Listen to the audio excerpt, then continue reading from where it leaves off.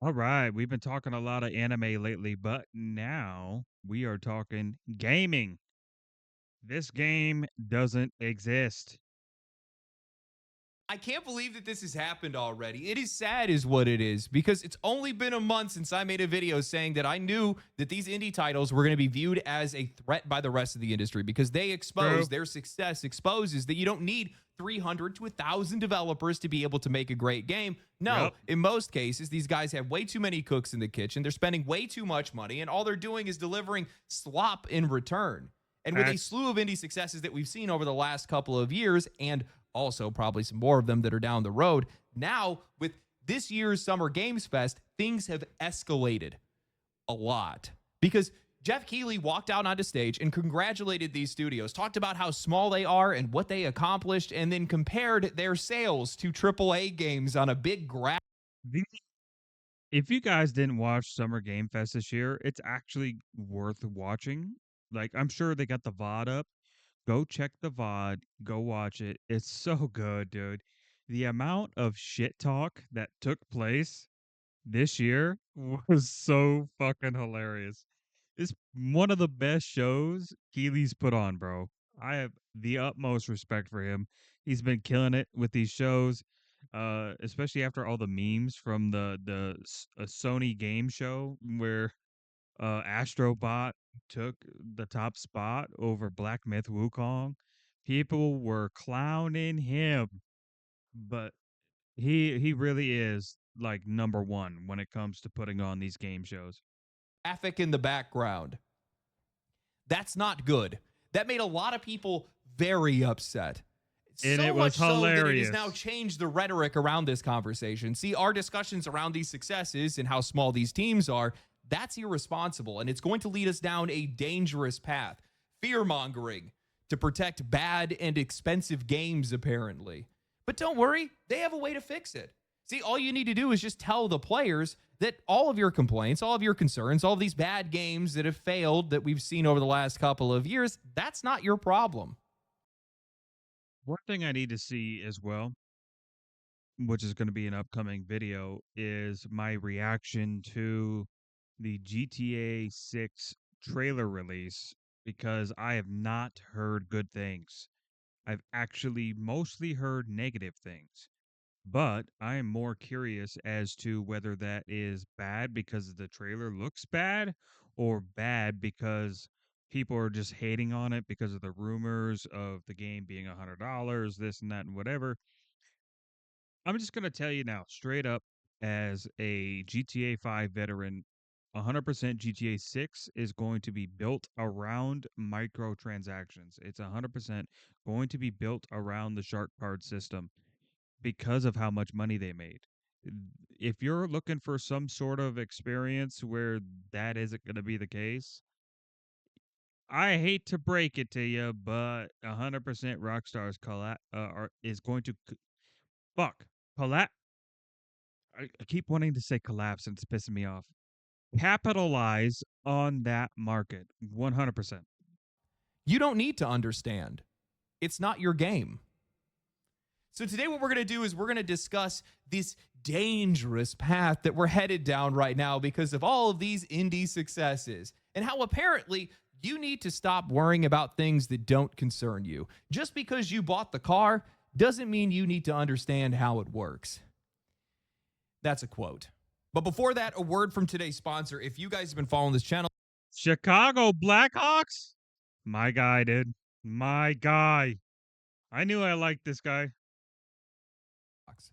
we just went through an absolute storm of reveals and updates through the PlayStation State of Play, the Xbox Direct, and the Summer Games Fest, while AAA publishers were in attendance with some genuinely solid offerings coming on down the pipeline. I am so stoked for Resident Evil 9, by the way. Little known fact, that's actually one of my most favorite True. game series of all time. But one of the things that really should have stood out to a lot of people is how many more indie and AA games were shown, and in some cases, garnered more attention. In fact, in Jeff Keighley's intro into the Summer Games Yes. Oh my god. Fest, he painted the picture of a thriving, democratized industry, highlighting games like Repo and Facts. Schedule One as break. It's literally like if you look at this, it's literally all good games. Now, you may not like certain games because they're not your type of genre, right? But literally everything is here. If you're a fucking action open world guy, you have Oblivion, you have Monster Hunter Wilds. If you want something that's more story focused and puzzle gamey, you have Split Fiction. If you want something that is not so challenging and a bit more technical open world wise, you have Kingdom Come Deliverance, you have Elden Ring Night Rain. If you're a Battle Pass subscriber and you like those type of kind of battle royale type games, Elden Ring Night Rain again is right there because I'm assuming at some point I don't think Elden Ring is going to have a fucking battle pass, but I wouldn't be surprised if they wouldn't put one on there considering the type of game that it is, even if it's uh objectively different than a typical battle pass. Expedition 33, another insanely good story driven game that has a nice turn based action combat system with real time events is actually insane. Repo, I never really played. I never played Repo. Schedule One, another game. It's got just the right amount of like little action in it. It's kind of a simulator type game, but because of how off the chain it is, it's so good. Civilization always goes hard if you're into the city builder type fucking battle type games, right? And then Inzoi for the cozy game, the woman game, the fucking the man pretending to be a woman game. I have no hate. I have no hate on this game. If that's your style of game, do you live your life, enjoy it, you know. But yeah, all of these games are literally good games. That's what they all have in common is the point that I'm getting to, and that is why they're doing so well. Of a thriving, democratized industry, highlighting games like Repo and Schedule One as breakout indie successes made by tiny teams, yet standing next to major AAA releases like the Oblivion Remaster and Monster Hunter Facts. Wilds in sales. He also Facts. celebrated Clair Obscura as a masterpiece developed by under 30 developers who And already teased game of the year himself on stage.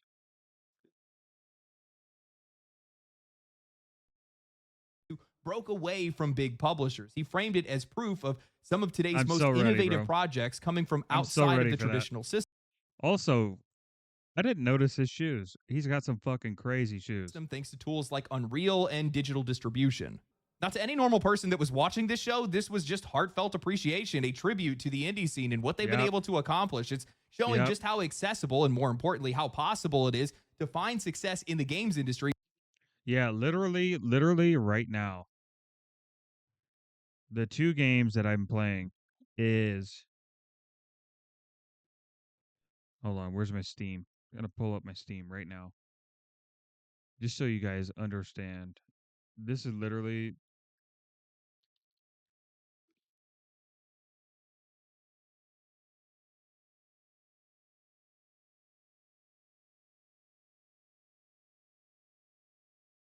I hate that it does that.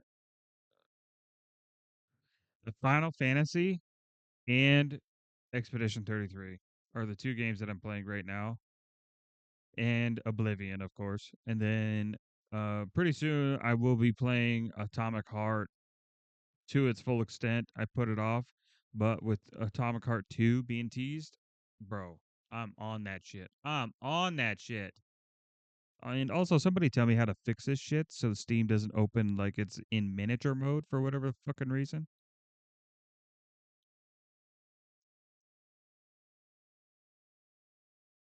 Regardless of your team size. However, to a few in AAA, as well as in the media, Keighley's appreciation and his choice of words were seen as dangerous. In an article written by Lincoln Carpenter, a PC gamer titled No Jeff Keighley, Clair Obscura Expedition 33 was not made by under 30 developers, and devs say repeating the myth is a dangerous path. SGF's fascination with small staff sizes discredits the integral work of external contractors and contributors. Lincoln writes, while opening last night's Summer Games Fest showcase, host and Game Awards founder Jeff Keighley noted how 2025 had been marked by the surprise successes of smaller game projects, alongside indie creations that stand side by side with heavyweights. Keighley shouted out Clair Obscur Expedition 33 from Sandfall Interactive, which he called a monumental achievement made by a team of under 30 developers. Given Clair Obscur's critical reception and its millions in sales, it's compelling to think that fewer than 3 dozen people could produce such a success. That under 30 developers figure has been circulated in conversation and in coverage. It's a claim that we quoted from the game's creative director in our own press release reporting. It's an inspiring idea. It's also factually incorrect. They go on to say that while Sandfall's core team is indeed around 30 developers, less than half of the game's total credits belong to them. The rest are attributed to external contractors, animation teams, QA teams, porting studios, localization staff, audio producers, playtesters, and more, whose contributions were essential to the game's overall success. They then write, acknowledging those contributions detracts nothing from Clair Obscur's achievement. It is by an overwhelming majority of accounts a good-ass video game, and Sandfall's core team should be celebrated for that, but misrepresenting the scale of its production intentionally or otherwise draws an implicit distinction between what does and doesn't qualify as real game development. If you're justifiably annoyed when a game launches as a buggy mess, you should want the contributions of QA testers who do the complex work of identifying those bugs before release to be properly credited and valued. Otherwise, that integral labor in QA and localization and compatibility testing is seen as disposable, a perception that contributes to abusive working conditions in overseas contractor studios and drives the recent unionization efforts in the US. Game developers on Blue Sky reacted with frustration and discomfort to Summer Games Fest 20. Why is it always the people on Blue Sky? Isn't Blue Sky about dead anyway? Like, I'm just gonna wait till like Blue Sky is like $1 and then just buy it and then literally ban everybody. And I don't know, maybe I'll rechange it to like Red Sea. 2025's preoccupation with the mythological small development team. It's incredibly noticeable how often an army of outsources outside of America and Western Europe is left out of these team sizes, said director of Bithell Games, founder Mike Bithell. That's the part I find real uncomfortable. Balatro creator Local Thunk noted that he too is often credited as one guy who made Balatro, which he says contributes to a David versus Goliath narrative that has been oversimplified. TVGS, the developer of Schedule 1, was also shouted out as a Listen, let's be honest. Let's be honest. There are always people working behind the scenes, but there are always going to be somebody who is up front who gets all the attention and somebody who is behind and does the work that nobody thanks them for. That has been a reality since the dawn of fucking time when it comes to delegating different things or different tasks and jobs for people to do, right? Somebody will always be looked at as the face, if you will, of said project, right? It's not that they aren't thankful, but that's just the way it works. People look for somebody to thank, somebody to put on a pedestal, and it's always going to be the person who is the face. It is never going to be the person who is behind the scenes. That's why if you ask somebody who their favorite singer is in a band or what a person's name is in a band, most likely they're going to say the singer, the person who does the vocals, because they are out in front. They are the ones who are interacting with the people. Yes, there's somebody on drums, there's somebody on the guitar, there's somebody maybe on a keyboard, there's somebody running sound behind the scenes, there's stage guys, there's a whole production behind that band's performance. But the person they're going to remember is the singer more often than not. And it's not like the singer isn't grateful to the whole crew that is behind the scenes that is putting them in the spotlight, right? But the point of it all is the fact that sometimes, well, the point of it all is the fact that people are just going to naturally be overshadowed. It is a thing. It is a thing. The developers will always be in the spotlight, over somebody who works behind the scenes. But the point Keeley makes when he says this is that if a team of 30 developers and a bunch of background production people can make a game like this, then why the fuck can't your multi-million, multi-billion dollar company do the same thing? That's the point he's trying to make. All right. We have hundreds of developers that develop Assassin's Creed, and them motherfuckers haven't made a good game in like fucking 30 years. They haven't made a good game in I don't know how long. It has been depressing to watch. Then they had any Call of Duty since like the original Black Ops has been absolute dog water. Well, Black Ops 2 was okay. Black Ops 2 was okay. And then it just got absurd from there. And they started popping out these Black Ops games like candy. And it's insanely depressing. And they've tried to revive that franchise by throwing in like Modern Warfare. I mean, they had Warzone, which was a good hit for a while, but their games have been plagued with bugs. They've been plagued with hacking. They've been plagued with uh, having to essentially circumvent their identity to make something that people just they're tired of.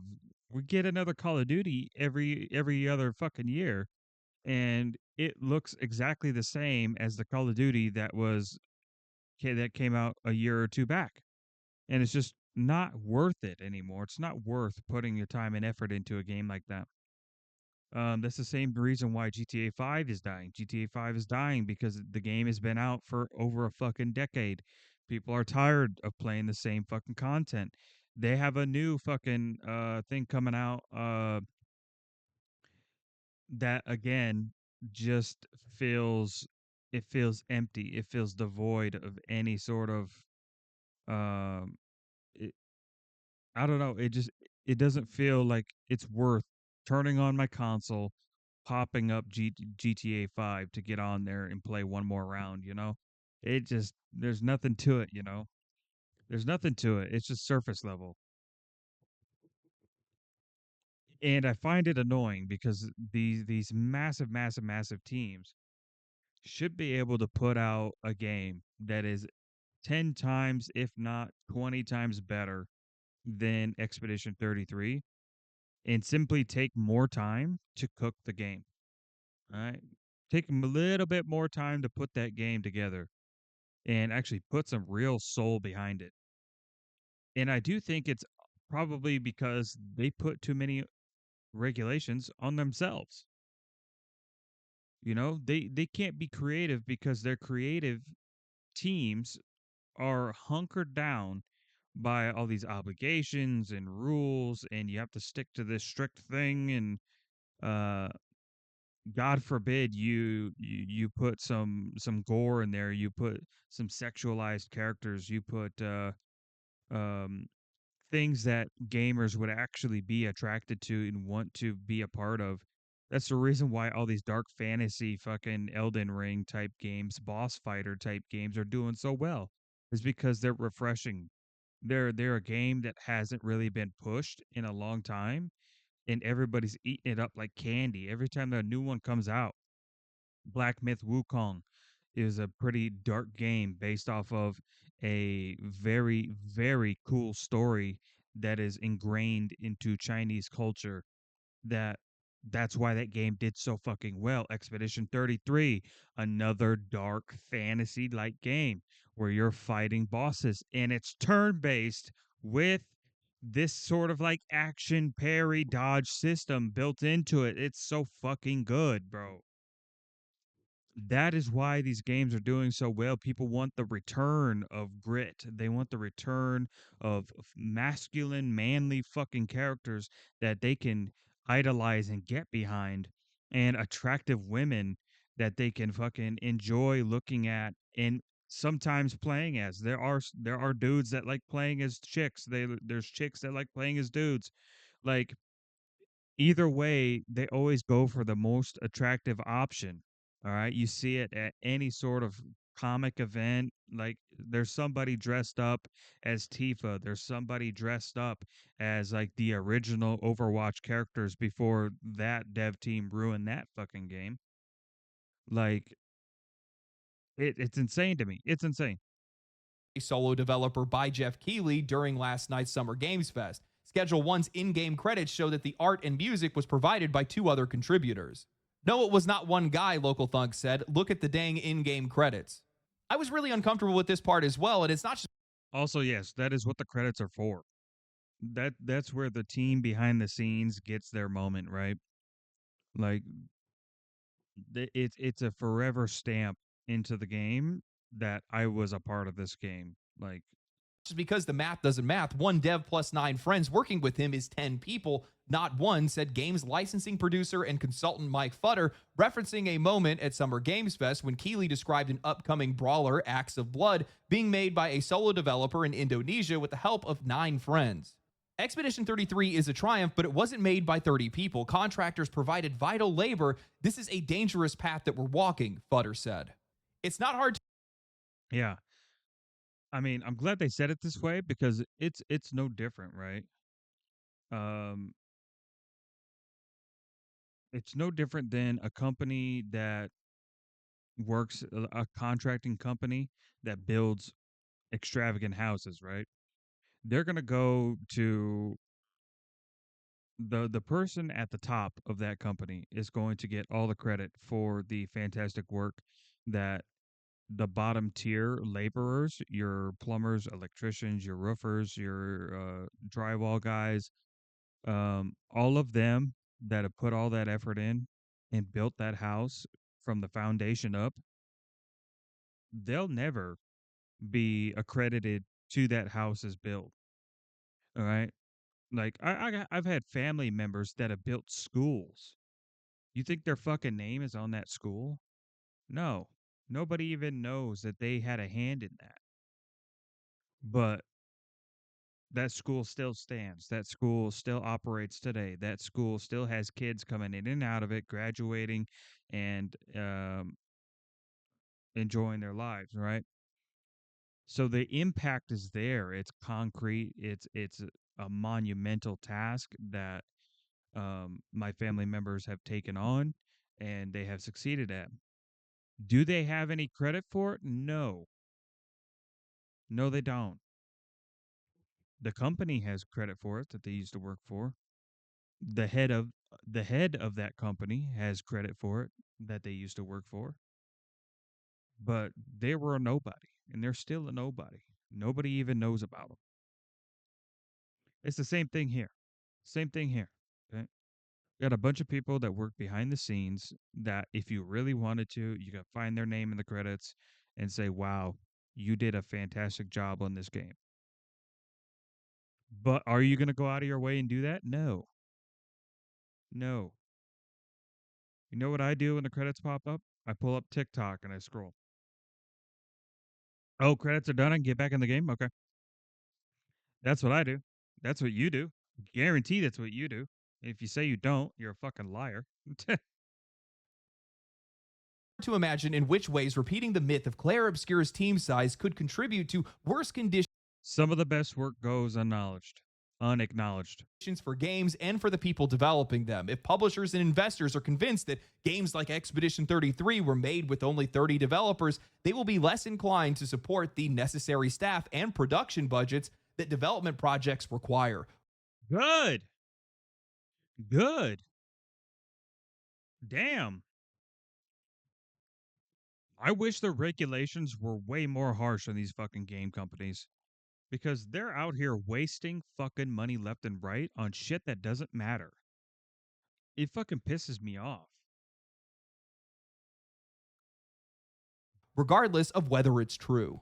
Good, fucking good. I hope that they're paying attention to this. Also, take notice of the guy in the retweet. It feels kind of fucked up, not because they're often misrepresenting the real size of these teams, but because I think it plays directly into a newish flavor of dev hate. Celebrating indie successes is a new kind of hate for game developers.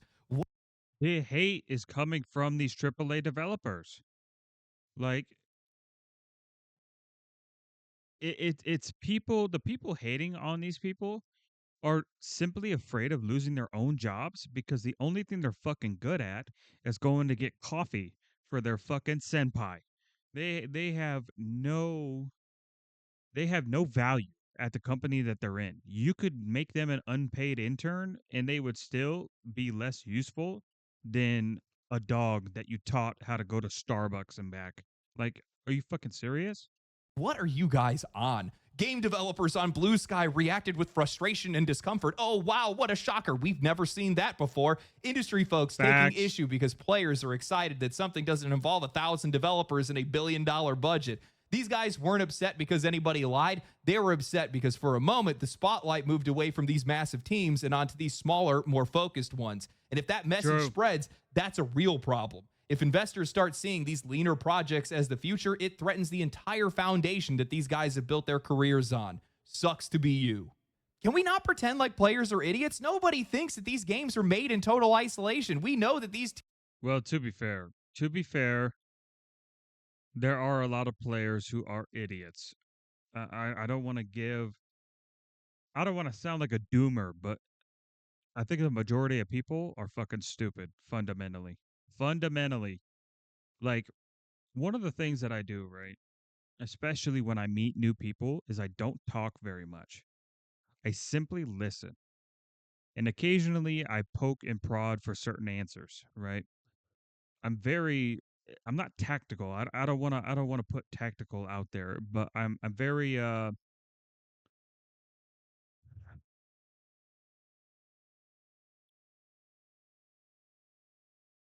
for lack of a better way of describing it, I like to examine people, right? Because I want to see where certain answers and things come from, where psychologically, like where do the blah, blah, blah, where does their mind go that leads them to find this type of an answer to a specific question or statement that results in their specific like decision, right? So it could be something that is jarring, right? It could be something like something political or something like that's a like a dark topic, you know? It could be something like that, or could be something as simple as what kind of food they like, right? Like what in their psychological mindset drives them to make such decisions and actions. Because at my current job, I don't have my old job anymore. I have started a new job, which is why I'm able to do videos again. At my new job, one of the things that is uh, kind of like taxing and refreshing is that I am now constantly around people for 9, 10 hours a day. That being said, when you have that much exposure, it is kind of nice in a way that allows me to, I guess, again, for a lack of better terms, examine people, right? I get to see how people interact with others. I get to observe them and watch them in a kind of like a kind of messed up like science lab sort of situation, right? It's an isolated area, if you will, where people are forced to be within close proximity to each other, which causes different types of interactions.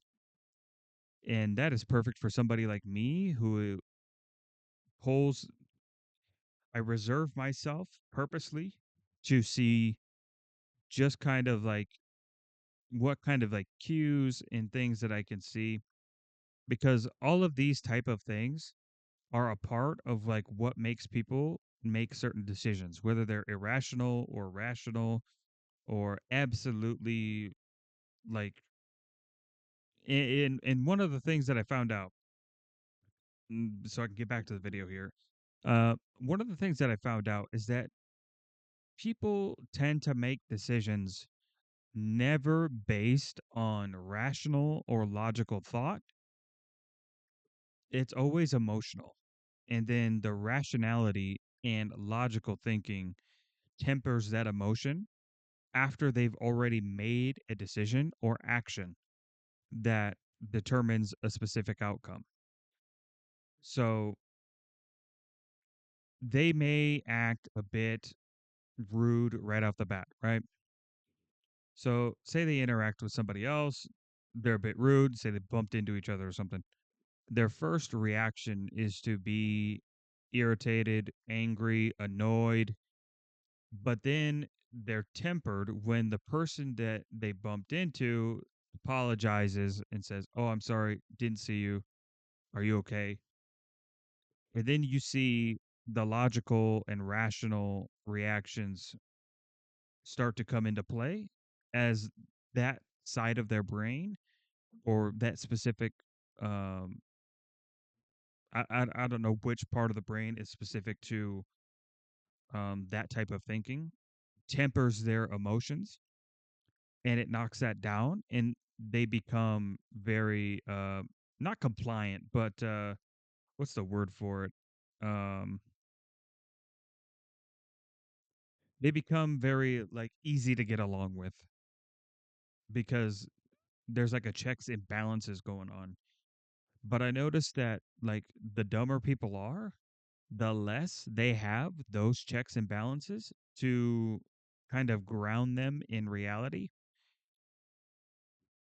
Because when I tell you I meet all types of people now, I meet all types of people. Okay.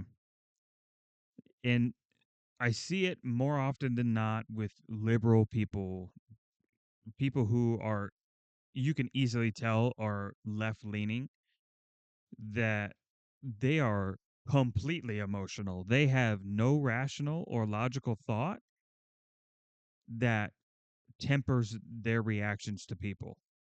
So something as simple as bumping into them could throw that fucking person into an absolute panic attack. And it's kind of insane. And then at the same time, um, you have right leaning people, and I'm just using politics because this is like the easiest way to like map this out. Right leaning people tend to be more logical and rational than they need to be. But it's not a good thing either because their lack of emotion or care for things causes them to also be a pain in the ass or annoying to deal with. And it makes them out to be stupid just as much as the left side of things where they act completely emotionally and there's no logical or rational reactions to anything. So it's kind of fucking nuts. Teams use external help.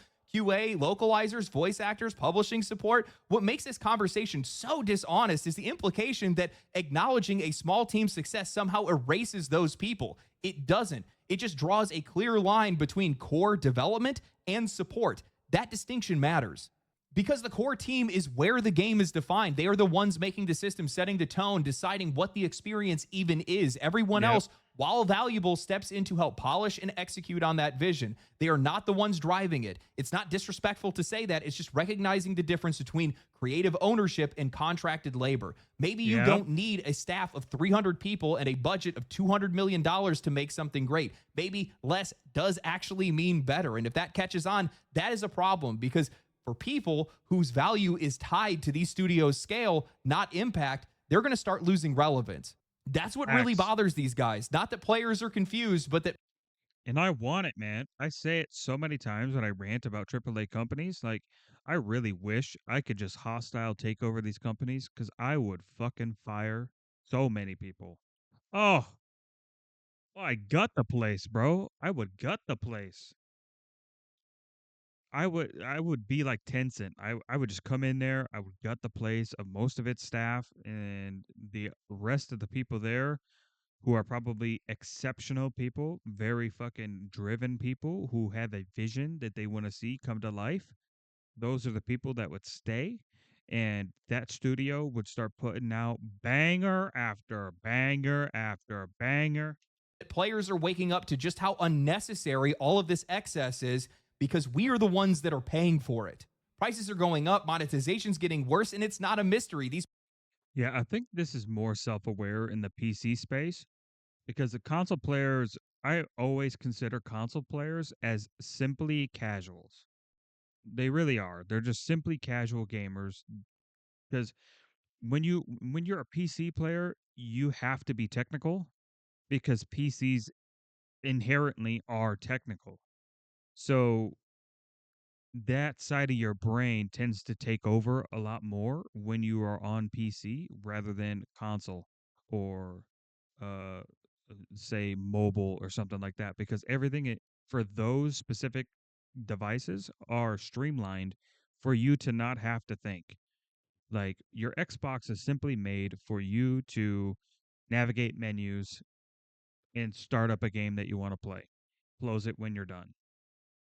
Like PC is a bit different. PC, you navigate to go get your game, you start the game, you update shaders, you do this and that and the other uh different like technical aspects. You might fucking change your key bindings. You might fucking uh turn off fucking ray tracing or VSync or whatever the fuck. Like there's always technical shit that you do to each game either as you play it or before you play it. So that technical side of PC is always overshadowed the casual side of console. publishers cannot So they don't care about this shit. But we as PC players, we always care about this shit. We can tell when something isn't optimized because we're optimizing our shit all the fucking time. sustain their own bloat, their own size. So they have to shift the costs onto us. It is not sustainable. It's not ethical. And no amount of carefully worded articles is going to change that. And it is going to be difficult because this is something like if you truly want this to go away, it's something that needs to be enforced by law. Like there's been jokes of like a gaming czar becoming a thing. It would be nice. It would be nice if there was actually a gaming czar out there that was a true gamer that could help push laws into Congress to actually force these companies to stop the bullshit, cut their staff, and put these people to work properly. So when these guys lash out, it's not really about protecting labor, it's about protecting their place within the system. Because credit to them isn't just recognition, it's job security, it's relevance. And they know if they were credited based solely on their creative contribution, not headcount or job title, a lot of them would vanish from this conversation entirely.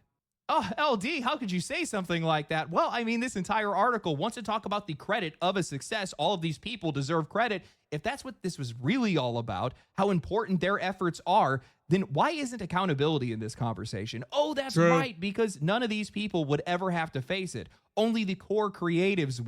Yeah, that's why they ran to Blue Sky because on Twitter or X, whatever you want to call it, um, you have to be accountable because on there's no filters.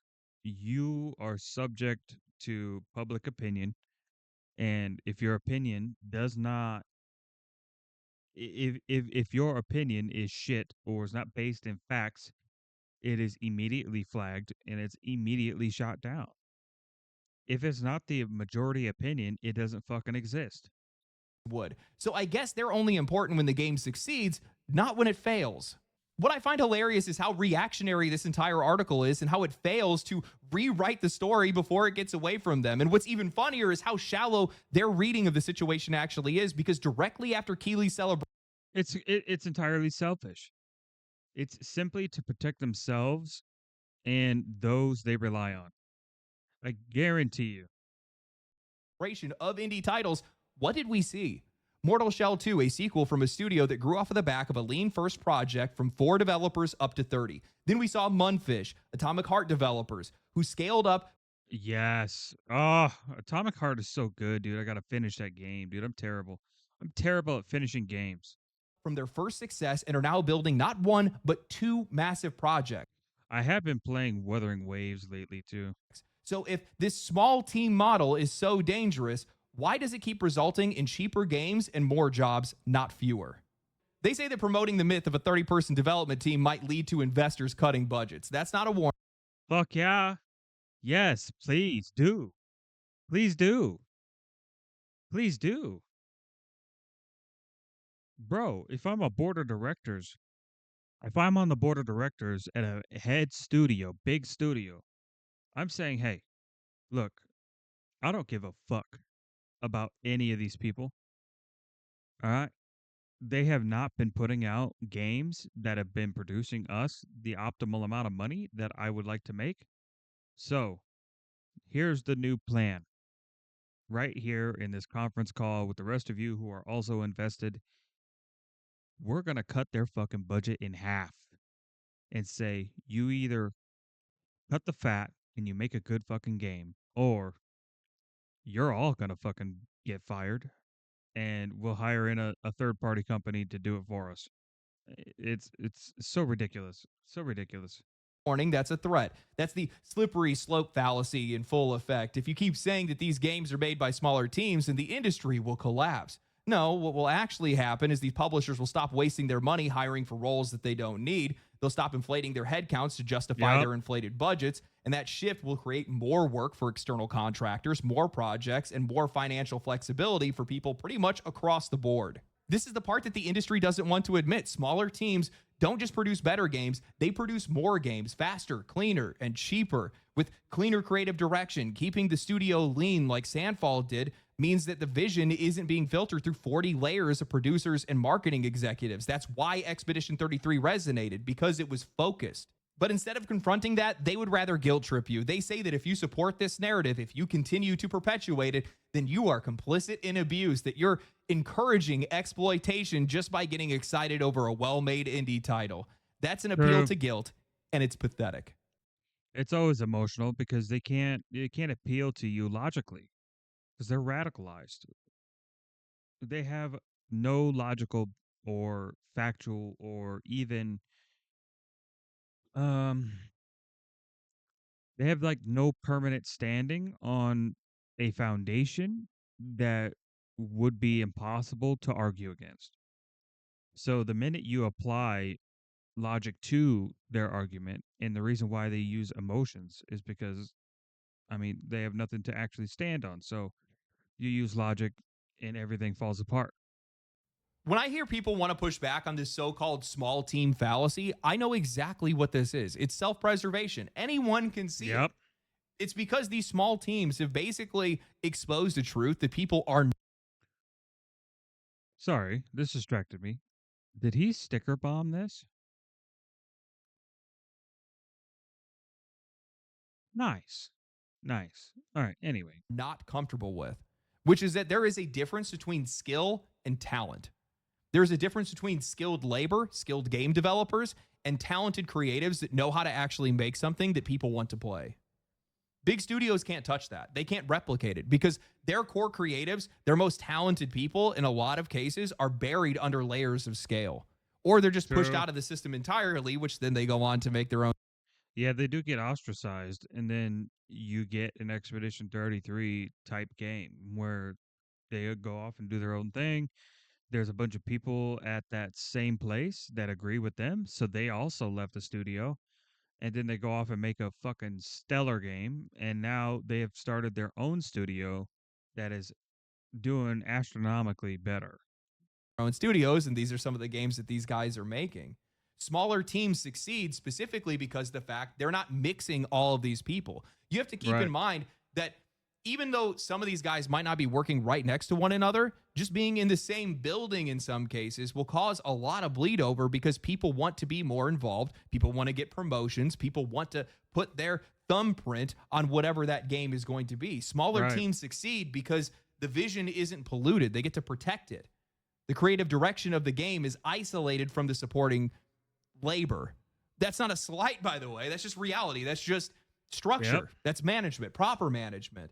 And it's why these indie games feel far more cohesive. And in a lot of cases, why these AAA games feel like they're completely lost before they even launch. True. Marathon. The more this indie thing works, the more it starts to threaten AAA because these massive studios have tied their value to scale. And what I Yep. mean by that is that we are not paying for quality anymore. We are paying for the I just don't understand, like, as an investor, like, surely, like, they have, like, kids or grandkids, like, how are their kids, like, not saying, "Hey, dad. Hey, grandpa. This fucking this fucking game that your company released is dog shit." Like, how do you not have a child or grandchild that is coming up to you and saying, "Hey, that game your studio released was dog shit. It's trash. What the fuck? When are you going to start putting out good games?" That's truly what needs to happen. It falls to the younger generation that understands video games and understands, like, somebody like, let's say, I would say somebody from like the ages of 20, you do like 25 to 35. I feel like that's a good age range of like people who have played games for a long time, and they've seen good games, they've seen bad games, and they've seen several releases of terrible games. Like, how are they not talking to their like investor parents and shit like that and just saying, "What are you doing? Like, why is this game so bad?" Like, I don't understand. their budgets. Because I can understand the investors being out of touch because they see numbers on a spreadsheet. That's all they see. Like, they don't. They see, okay, we're spending this much. The game's making this much. This isn't profitable. I'm going to get into a different market or something similar to that fashion, because they don't understand gaming. They don't understand the culture. They don't understand anything about it. So they're just like, oh, they're making money off of this. I want to make money off this. That's a problem. So anytime that these games, anytime that players start asking the right questions about budget, about scale, about the developers that they're hiring, well, it puts the entire system under a microscope and they can't handle that. True. They really can't because they don't even know how to, they don't even know what to do about it. That's why we're seeing the media right now standing up to tell us to stay in our lane when it comes to some of this stuff. You just don't understand it. There's too many misconceptions, as if we're the ones that aren't paying for all of this. You know, instead of confronting these issues, they just I really hope the media gets more aggressive about it, because I really do. I really do. Because we've been knocking these stupid fucking game publishing fucking supporters out of the water. Like, these different networks that have been pushing this narrative against gamers have slowly been getting whittled away and falling. And pretty soon they'll all be gone. And you'll just have YouTubers who are actually physically playing the games to a good entirety, 20 plus hours, 50 plus hours before they put out their reviews, and not giving any sort of political bias, not giving any sort of social bias or any other kind of gated or jaded fucking review of these games. Like, I found more YouTubers to be better sources of media information and news information than any of these mainstream networks. pivot to fear. It's And I sad. think that that's It's just so sad. pathetic. It's so pathetic. They call it a dangerous narrative. It's not a dangerous narrative. They act like praising small teams is going to somehow destroy people's careers, which is not. It will. It will. A lot of their career, because the people who are concerned, as I've touched on before, are the people who are unnecessary. They're people who can be cut and nobody would bat an eye. And I'll see them at McDonald's when I go to get my next double cheeseburger. Going to happen. I mean, it probably will in some cases. That sounds really good right now. Again, we're going back to that difference between talent and skill. But now they're looking in another direction. They're saying that the reason why you're upset isn't because these games are bad. It's because, well, you're ignorant to how they're made. Now, before writing for this video, I actually came across something that kind of supports this entire narrative. And that article, while probably not written with bad intentions, highlights one of the biggest problems with modern games journalism and developer outreach. They completely ignore the player's perspective and they downplay frustration. And in doing so, They always do it. They always say that. They've had the same argument for like the past 3 years, 4 years. And we're just tired of hearing it at this point. they end up gaslighting themselves, the developers, and the audience into believing that if we just understood how hard game development is, then we would stop asking questions. We would stop complaining about some of these things that we just apparently don't understand. That if we just saw the complexity, then maybe we would have some empathy. In an article written by Austin Wood of Games Radar titled "We Cough Up a Chunk of Our Soul," 32 game devs, from Dune's John Romero to Helldivers 2 and Palworld leads, explain what people get wrong about games. They write, games put in a lot of effort into teaching you how they work, but just enough to get you comfortable in the driver's seat. This is the gas, your brake, your clutch. Here's what you need to operate this thing. But under the hood, the belts and tanks and pumps and the very appropriate engine, you don't need to worry about those. It's not even your car. Nobody expects players to have developer level knowledge about games, but because games don't dwell on this stuff, because as a player, you only get a driver's view, and because most studios rarely explain these elements, shout out to the blogs, threads, and GDC talks that do, there are a lot of misconceptions about how games are made. As a result, a lot of people who love games set themselves up for disappointment or frustration with skewed expectations or assumptions. I thought it'd be interesting to unpack some of those misconceptions since I don't have dev level knowledge either. I approached this the only way that I know how. I asked over 40 developers from around the world, most of them quoted in this story, some inspiring separate stories, one simple but big question. What is something that you would like to clear up that people, especially players, misunderstand about how games are made? What follows in this article is a broad collection of developer quotes, over 40 in total, meant to pull back the curtain on how games are made and why so many players, in their view, get it wrong. The responses range from anywhere from thoughtful to defensive, but the reoccurring theme is clear. Game development is chaotic, fragile, deeply emotional, and far more difficult than players give it credit for. Gabe Cazulo, developer of Ape Out and Baby Steps, led with the claim that video games just don't want to exist. They do everything wrong. We just kind of tear them into shape.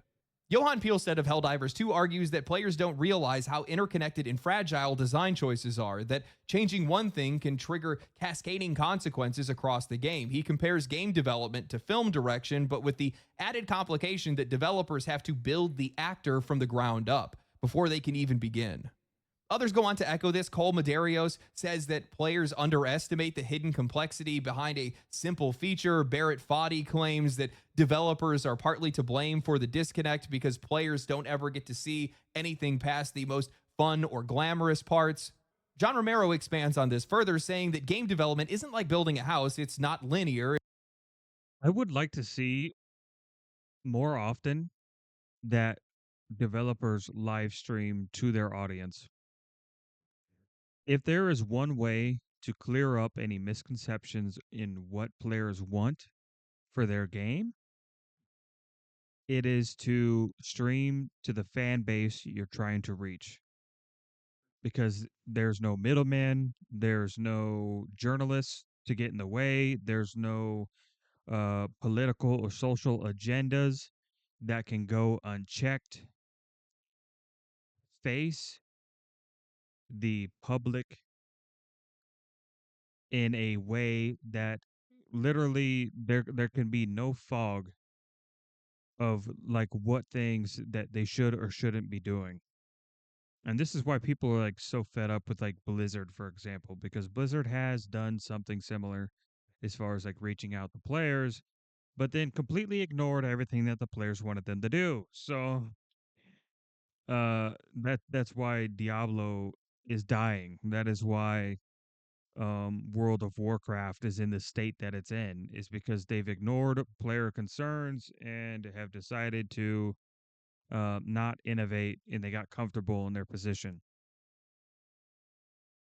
So now we have another competitor, if we're talking about Diablo here, with Path of Exile 2, where their developers, they go on these podcasts, they go on they do streams where they're directly interacting with their audience, and their audience is giving them all the feedback in the world, and PoE 2 is developing into an insanely good game. that's still pretty much niche in its genre, but it has branched out a bit from it's what you would typically get for numbers in that genre. So that's good. That's insanely good. And it's due to the devs being directly connected to the players that they wish to play their game. If more studios did this, more devs did this, and they got direct contact and interaction with their players that they were trying to reach, there would be way less discontentment with these games because there wouldn't be any HR in the room to say you can or cannot do this. There's no sort of censorship by political or social agendas. There's just the devs, the game, and the players. That's it. The more you make that kind of triangle connection happen, the better your game is going to be because the less like miscommunication can be involved. It's an iterative process where changes in one system can break another. Even when a game technically works, it might still not be fun, and finding that fun can take years. From there, the article starts shifting towards defending collaborative structures of large teams. Developers from the game Possessors, a group from Devolver Digital, argue that many players don't understand how many disciplines touch even a single moment in a game, like a boss fight. They emphasize that adding people to a team doesn't always make development faster and that communication can become an obstacle. More developers then I don't think it's as big of a deal though with smaller teams, but if I could see that argument being the case for these AAA studios that have way too many people working on the same fucking thing when you could have delegated them a different fucking project to be working on. Because like I've always found it to almost be better if you have a team of people, but each person has a specific task that is only up to them to do. And then that's when your management comes in and they can check it and say, "Hey, I don't like this. Let's change this." Blah blah blah, so on and so forth. chime in about the dangers of oversimplifying development timelines. Bucky of Power World says that people assume that updates can be done in days when in reality, a single new island might take half a year to build. He talks about hostile comments before content even ships and how hard it is to explain the timeline to frustrated players. Towards the end, the article opens up more personally. Several devs express their frustrations at being accused of laziness or incompetence as Mansky criticizes the idea There's a lot of incompetence in the gaming industry. Let's not pretend that there isn't. that tutorials or Unity experience somehow makes players qualified to judge production complexity, arguing that simple fixes are rarely simple. Brenda Romero then adds a humanizing note at the end, saying that even failed launches are the result of teams coughing up a chunk of their soul. Now, I skimmed through most of this article for your sake and mine because while there are a few genuinely insightful comments that are buried in there, the overall message is pretty clear. Have empathy, understand our struggle, be patient. But here's the thing, this isn't a support group, guys. Nope. It's a fucking job. You can either do what you're hired for or you can go work at fucking McDonald's. You can go fucking work at Starbucks, be an Uber driver. All right. If your life is so fucking hard that you can't do your job, and I hate hearing this shit, you know what I'm saying? I've worked several hard jobs in my life that these people who work on these development teams would crumble under. Absolutely crumble. So when I hear that, oh, my life is so hard.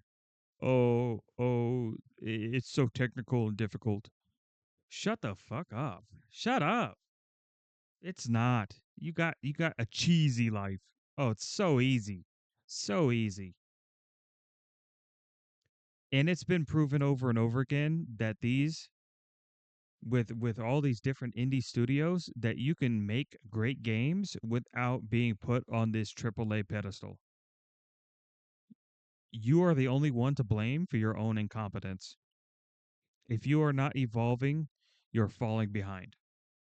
It's a business, and no amount of goodwill is going to make players feel better about paying $80 for broken launches, gutted franchises, and a menu Facts. that is filled with microtransactions. This Facts. entire piece tries to sound like it's informative, like it's giving players a peek behind the curtain, but the real function is much softer. It's recontextualizing criticism as misunderstanding. It's reframing negative player sentiment as a byproduct of ignorance, not a signal that something is going wrong. Look, man, I get it. Developers are under pressure, but players are too. We're the ones that are risking our money, our time, and our loyalty. Yet somehow it's always us that are the ones that are expected to be more patient, more forgiving, more empathetic. That empathy never seems to go the other direction. We're always told that we need to understand the complexity, but when we ask for basic communication or transparency, suddenly it's not our place.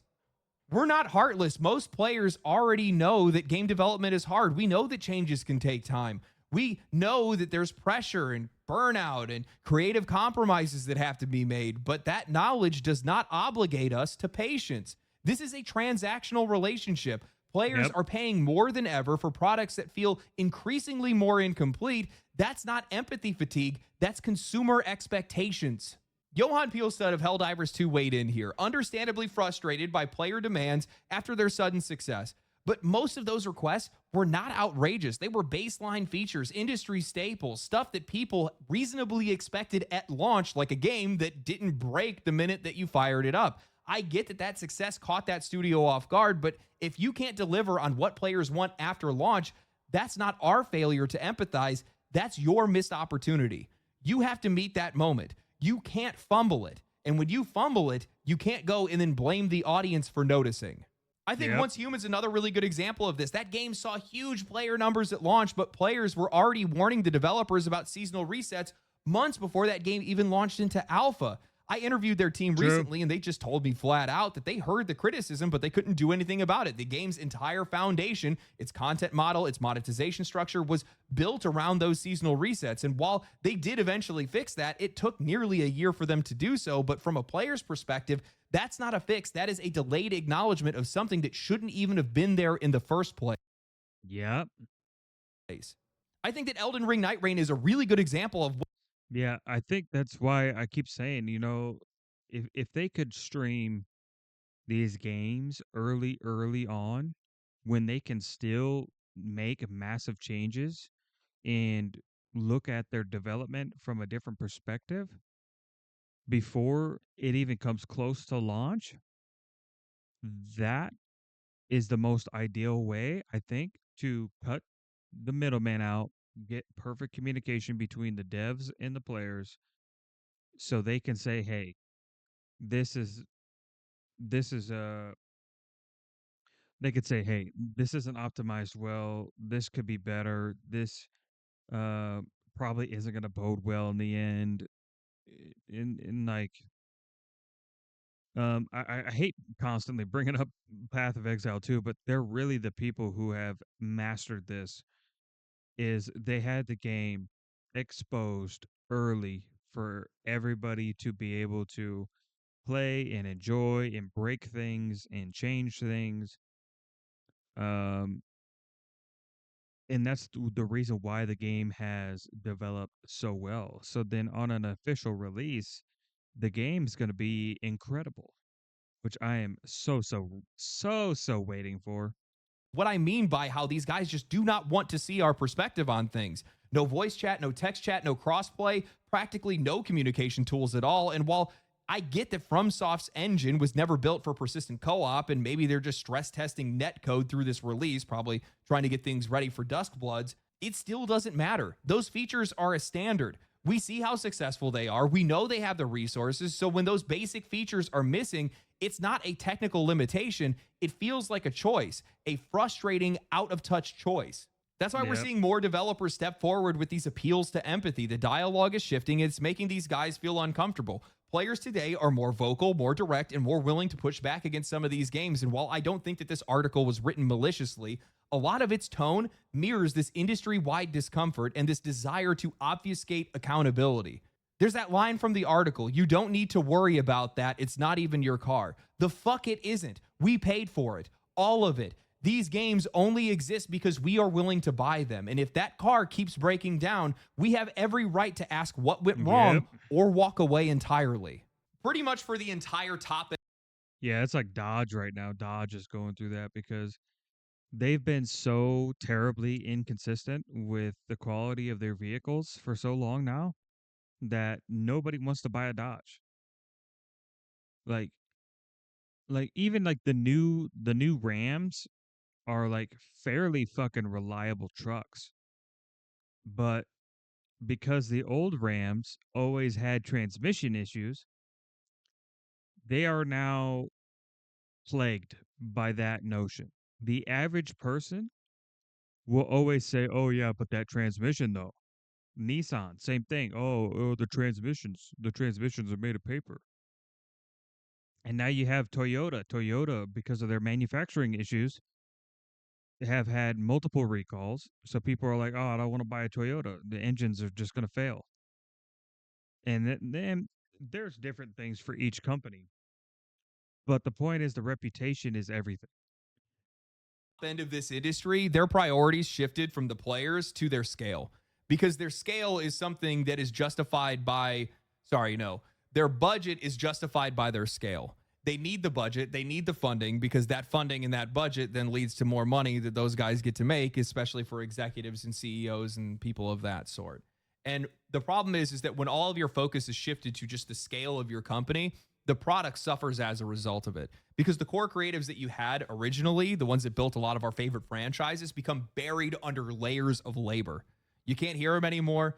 Their creativity doesn't shine the same way that it used to. That's one of the reasons why a lot of these indie games have struck a chord with a lot of players, is because the fact that these guys do not have any time to do anything else other than pay attention to their game. They don't even have the players yet, so they're not even thinking about you. They're just thinking about this game. And is it cool? Is it fun? Are people going to enjoy it? I hope that they do. And then they find out that, yeah, in fact, we do. And the more that we speak out about these games, the more that we notice a lot of these different issues and we vocalize them, the more uncomfortable that this industry is going to get. It's going to get really uncomfortable for them in the future because this is something that's kind of crazy. I was talking to a few people behind the scenes, and I had two videos about Ubisoft back to back. They got over 1.5 million views. Those videos were brought up and discussed in an investor meeting. That's trouble. Because those videos were specifically talking about their loss in quality, poor management, things like that. Nothing to do with any like social issues or anything like that. It's just literally, hey, your games used to be this. Now your games are this and they suck and people aren't buying them and people aren't interested in them anymore. And for Ubisoft and for a lot of these AAA companies, they don't know how to deal with that because it's never happened before.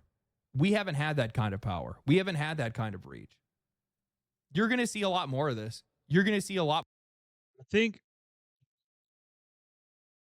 obviously I think the Assassin's Creed franchise had to evolve at some point, but I think ideally if I were Ubisoft and I were to hit a button and go back in time, I would evolve that franchise into two separate entities. I would have an open world RPG style Assassin's Creed that has less stealth focus and is more it would be more kind of new player friendly. And then I would still continue the mainline stealth focused, absolutely absurdly amazing uh traditional Assassin's Creed that people are used to. I would keep a core team specifically for that and essentially put them on a pedestal of which nobody can interact or touch that team at all. I would not add to it. I would not take away from it. I would simply leave that team to do what it is good at and continue to help that team specifically innovate. And then I would come over here and I would make a kind of the action RPG style game that they were going for as a creative sort of spin-off of that initial series. So that one still has the lifeblood that people always wanted from that series. So you always have a guaranteed good Assassin's Creed. But then I come over here and say, hey, try this. We have a new dev team. They're also working on an Assassin's Creed game. This one is not so what you're used to, right?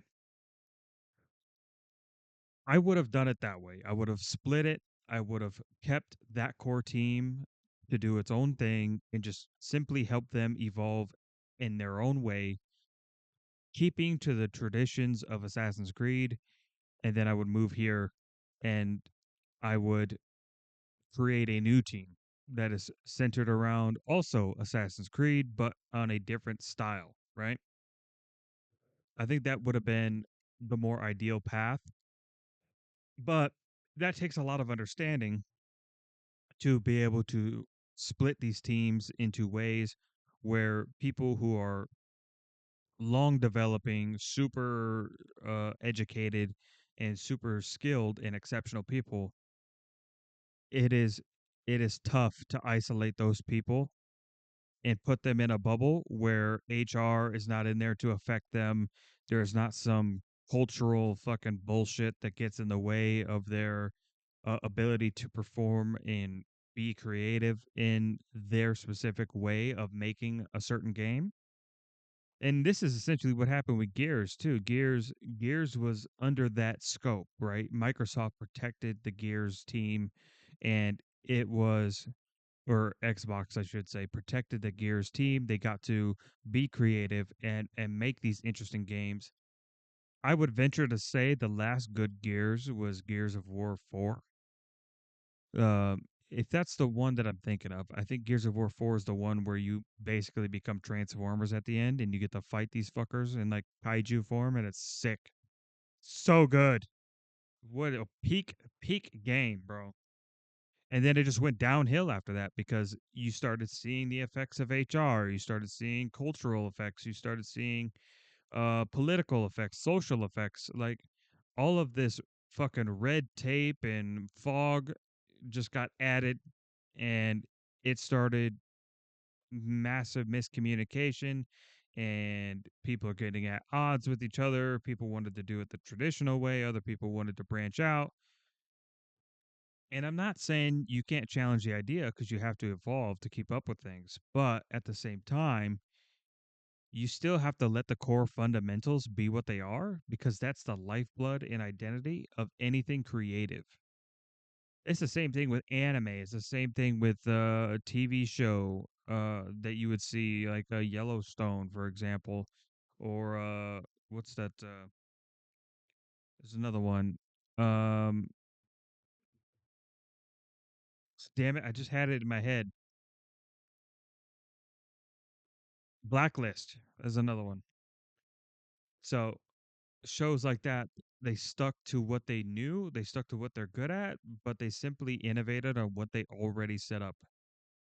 Lot more people pushing back on some of these different criticisms that people make. They're going to try to educate players more. You're going to see more people trying to appeal to empathy. Part of it is going to be for job security, but in a lot of cases, it's because all the noise that we're making is forcing changes upon them. As much as I criticize this industry for being investor led in a lot of cases, those investors, when they hear about some of these things, they're going to come across some of it for sure. The louder the Yep. players are, the worse that these games perform, the more likely they are to see what the players are saying about them.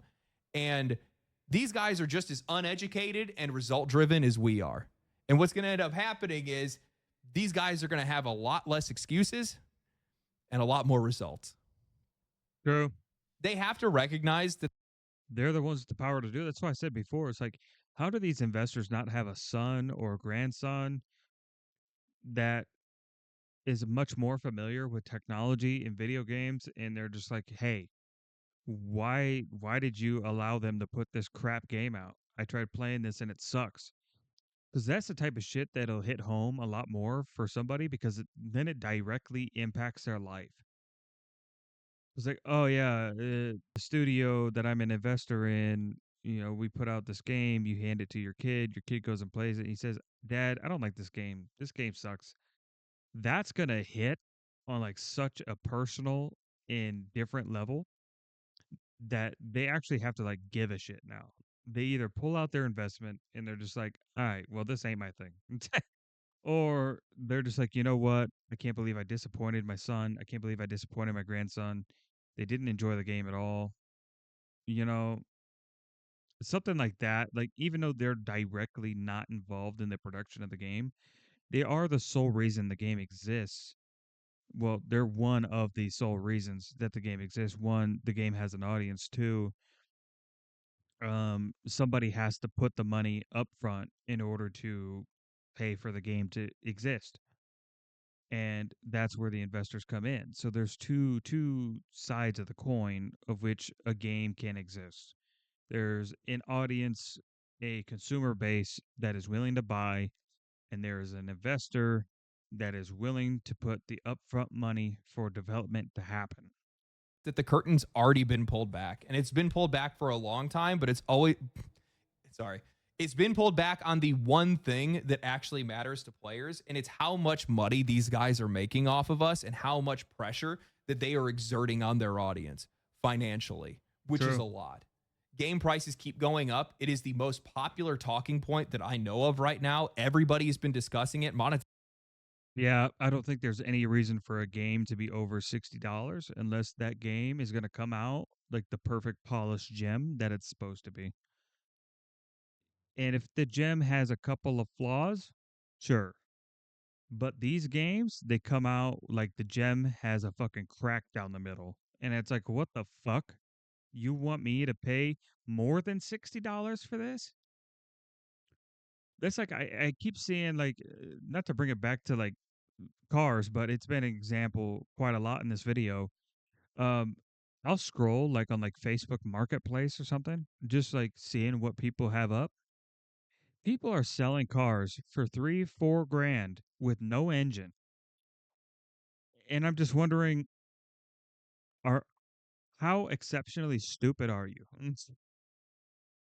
How do you expect anyone to want to buy your vehicle and then throw 5 to 10K into it just to even drive the fucking thing, let alone the cascade of problems that are going to come with putting a new engine in that thing? Because if the engine's gone, I'm sure there's plenty of other parts on that car that's already shot.